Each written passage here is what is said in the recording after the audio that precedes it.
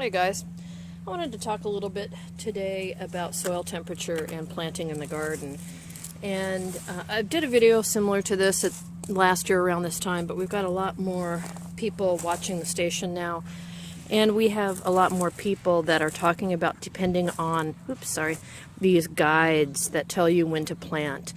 So you might get, I printed out one here, a guide that says if you've got radishes, you should start them outdoor February 3rd to 24th or February 3rd to 10th. I don't know what the difference is between these two. This is one of those ones that's based on frost dates and moon dates. So this is based on frost date.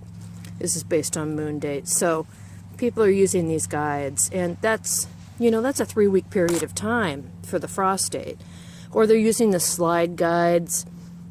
You put in the last frost date and it tells you backwards where to go to look at when you should be planting. But again, it's giving you this wide range. And so how do you know when to plant? So instead of using a guide and getting a guesstimate, I like to know exactly when I'm supposed to plant. So let's look at beets, for example.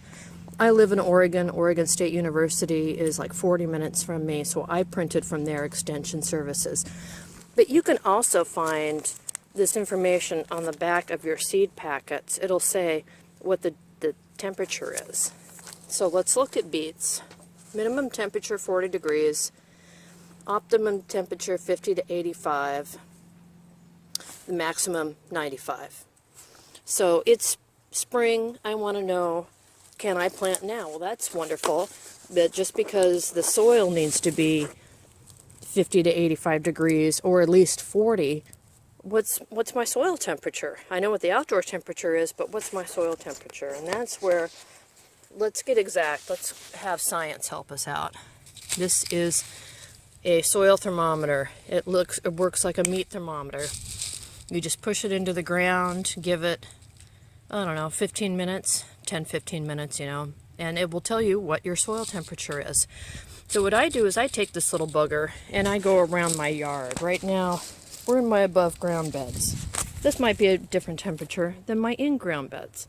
So let's go around and I'll show you how I do this. Right now, this has been in here, other than when I just pulled it out and put it back for a while. 246. It's right around 46 degrees Fahrenheit. So now I'm going to take it and go to my test bed. I have different names for each of my gardens. So I'm going to go to my test bed. We're going to put this thermometer in there. We're going to leave it alone for about 10 minutes, and then we're going to come back and read it. So let's go do that.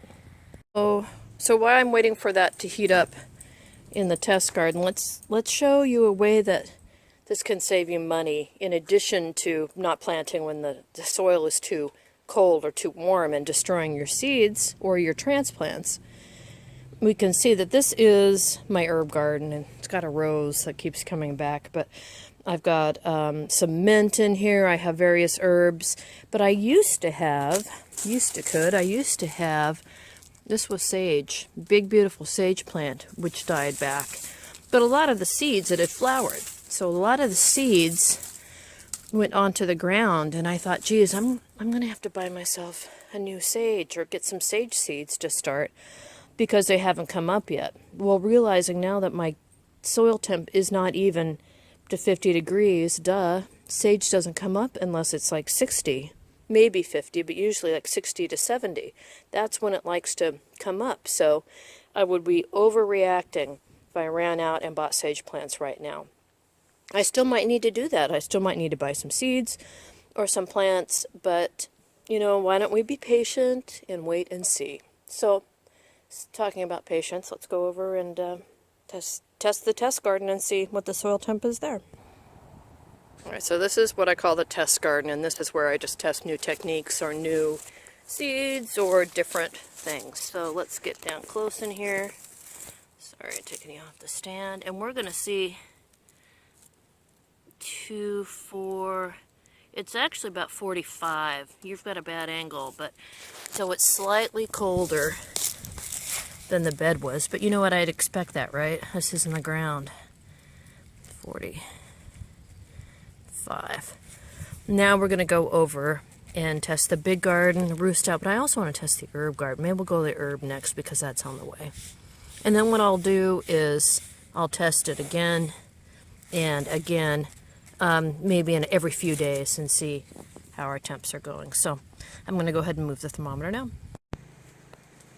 Okay, so I finished doing the soil temperature tests, and it looks like the gardens are going anywhere from 45 to just about 48 degrees. The Ruth Stout garden is the one that's the warmest, and that is a deep mulch garden with straw. The second couple warmest are the big garden, which is a deep chip garden, and the stock tanks. And then, let's see, the test garden coldest at 45, which interests me because it's got the same big deep chip mulch. However, it is shaded. It's more shaded. And then my raised bed's at 46. So we're between 45 and 48 degrees. And of course, I couldn't help myself, so I did already plant a few things. And I'm looking again at my extension information here, and what I did is I planted beets in the above raised beds, which are 46 degrees, minimum 40, optimum 50 to 85. Let's see, and radish and spinach. And radish minimum is 40, optimum between 45 and 90. I already have some radish coming up. And spinach minimum 35 and optimum 45 to 75.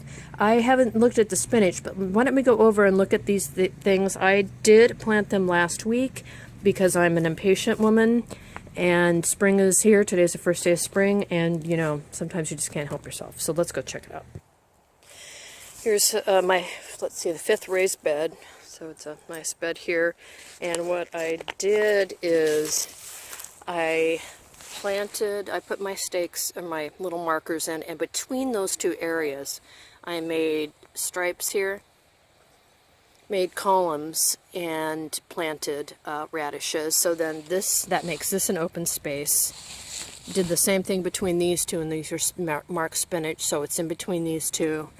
And then between is an open space, and then here's where I put the beets. That way we've got these open spaces we can use for succession planting, so not everything comes ripe at the same time. So it looks like I did this on the 10th. Today's the 21st, so it was 11 days ago, but you can see I'd put mulch on top, I always do, but the seeds will push it aside and they will come on up. See? So radishes, this is seed I collected myself, coming up strong. Let's look at spinach. Spinach, spinach, spinach, nada. No spinach yet. Also collected my own seed. Beets came from a package. Also nothing yet. So far, just the radish, although the extension sheet says that it should come up when things are a little warmer. You know what we didn't look at is how long it takes to germinate.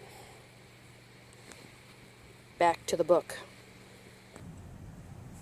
What I keep here are like a trading card sheets where you can put, you know, your baseball cards or whatever in here. And what I do is after I've used some kind of seed packet, I put it in here, and so I can see the front and the back of it. I don't have one for radish because I've been collecting radish seed for too long, but this spinach, let's see, here's one for spinach from the seed I just put in, and it says here it takes 6 to 21 days to germinate, so I'm going to guess that. Obviously it's only been like 10 days. And then the beet here, 10 to 20 days to germinate. So the radish just germinates more quickly. That is something that is definitely missing from this sheet, and I am going to make a column and write down germination date, so I don't look at something like that and say, hey, why is my radish, which germinates at a warmer temperature, why isn't it germinating yet? And that would be because the radish just germinates more quickly, and the spinach and the beets take longer. So anyway, that's how we do soil temp. That's why I don't use guides that go by last frost dates. They are based on history. And why make lucky guesses when you can know for sure what your soil temperature is? And hey, you know, these things, soil thermometers cost about $10. I'll link the one that I'm using. It seems to be a pretty good one. I don't know. Maybe anything would work. Anything would take a temperature. Maybe your instant read thermometer, if it would get down low enough, maybe that would work. For a while I used a meat thermometer, or I tried to, but it didn't get low enough. So there you have it. Let me know if you guys have any questions, and thanks for watching.